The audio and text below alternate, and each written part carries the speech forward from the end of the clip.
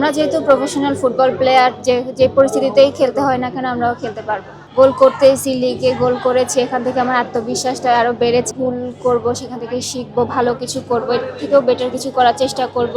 তো লিগটা অনেক মূল্যায়ন করব, কারণ হচ্ছে যেহেতু আমরা ম্যাচ খেলার ভাবে সুযোগ পাই না। এটা হচ্ছে আমাদের এশিয়ান কাপের প্রস্তুতি।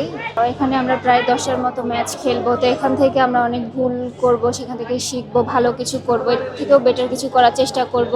তো লিগটা অনেক মূল্যায়ন করব, কারণ হচ্ছে যেহেতু আমরা ম্যাচ খেলার ভাবে সুযোগ পাই না। তো যেহেতু সুযোগটা হয়েছে, আমরা এখান থেকে অনেক কিছু শেখার চেষ্টা করতেছি। গত 3 বছরের থেকে এই বছরের লিগটা একটু বেশি হাড্ডাহাড্ডি হয়েছে। সব টিমগুলাই মোটামুটি ভালো একটা টিম হয়েছে, ফাইট হয়েছে ভালো ম্যাচগুলো। আমরা যেহেতু প্রফেশনাল ফুটবল প্লেয়ার, যে পরিস্থিতিতেই খেলতে হয় না কেন আমরাও খেলতে পারবো। গোল করতেছি, লিগে গোল করেছি, এখান থেকে আমার আত্মবিশ্বাসটা আরো বেড়েছে। আমি অবশ্যই চেষ্টা করবো এশিয়ান কাপে ভালো কিছু করার চেষ্টা করবো।